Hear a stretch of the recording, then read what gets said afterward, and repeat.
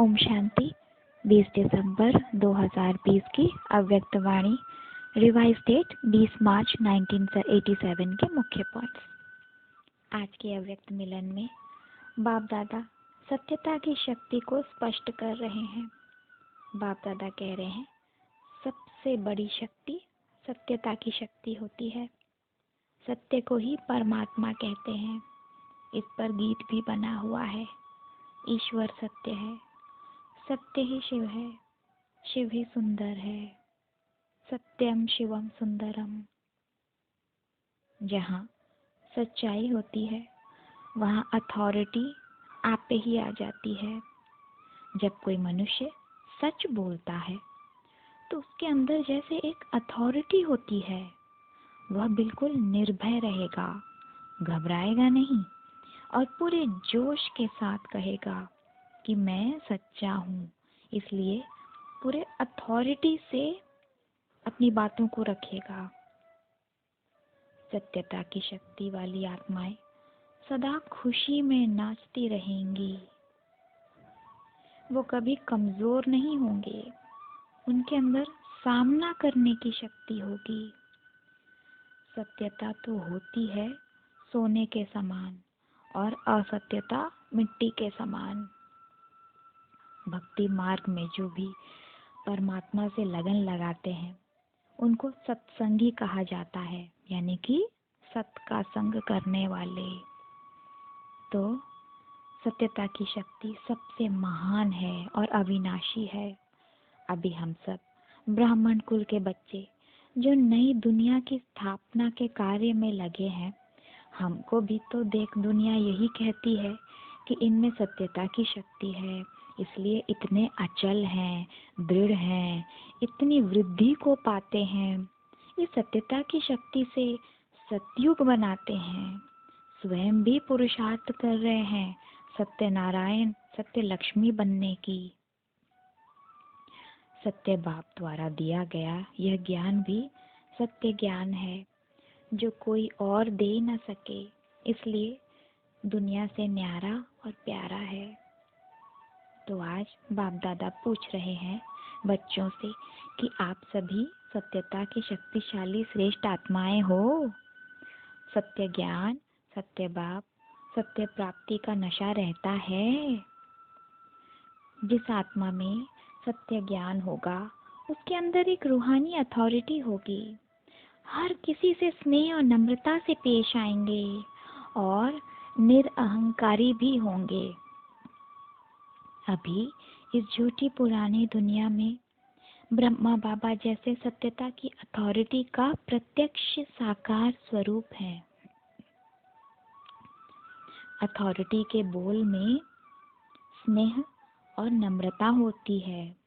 वे प्रभावशाली होते हैं लेकिन अभिमान नहीं होता है। मुरली में ही कितने अथॉरिटी के बोल हैं, तो स्नेह भी हो और सत्यता की अथॉरिटी का बैलेंस भी हो। बाप दादा कह रहे हैं कि नॉलेज वाली आत्माएं जब किसी को ज्ञान देती हैं तो पहले उनकी धरनी, नब्ज और सही समय को ध्यान में रख फिर आगे बढ़ती हैं। सबसे पहले आत्मा की इच्छा को देखो, उनकी नब्ज देखो। वह इस ज्ञान को धारण करने लायक हैं और ये सब करते वक्त सत्यता के निर्भयता की शक्ति हमारे अंदर जरूर हो। लोग क्या कहेंगे, पता नहीं इस ज्ञान को समझ पाएंगे या नहीं, ऐसी संशय बुद्धि नहीं बनना है। हमें अपने सत्य ज्ञान की अथॉरिटी से सामने वाले में परिवर्तन लाना है, ना कि उनके प्रभाव में आना है। बाप दादा कह रहे हैं कि ऐसी आत्माएं जब मधुबन के पावन भूमि पर पहुंचती हैं तो इस धरनी पर उन्हों की भी धरनी बन जाती है। वह आत्मा कैसी भी धर्म, पोजीशन या वृत्ति वाला हो, इस धरनी पर वह नरम हो जाता है और नरम धरनी बनने के कारण उसमें जो भी बीज डालो उसका फल सहज निकलता है। फिर बाप दादा कह रहे हैं कि स्नेह और शांति को दुनिया के आगे प्रत्यक्ष कर धरनी बना ली। पर यह नया ज्ञान जो स्वयं ज्ञान सागर बाप दे रहे हैं, उसको प्रत्यक्ष करने के प्लान्स बनाओ। बाप दादा कह रहे हैं कि दुनिया को समझाना है तो बिना घबराए सेवा के नए प्लान्स बनाओ, लक्ष्य रखो, और सफलता तो हम ब्राह्मणों का जन्म से अधिकार है। तो बाप दादा कह रहे हैं कि जिस दिन इस बेहद के स्टेज पर जब पूरी दुनिया एक ही आवाज में कहेगी कि हाँ, एक ही बाप है, एक ही ज्ञान है, एक ही लक्ष्य है, एक ही घर है, उस दिन प्रत्यक्षता का झंडा लहराएगा। उस दिन प्रत्यक्ष रूप में शिवरात्रि मनाई जाएगी।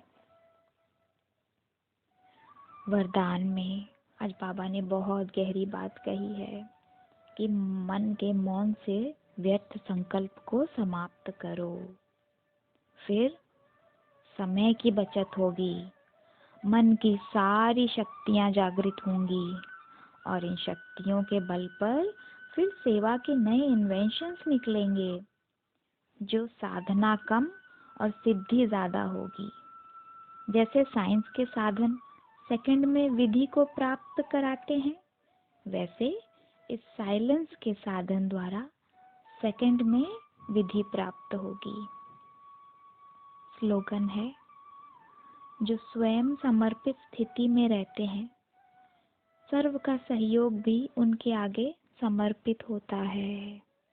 अच्छा, ओम शांति।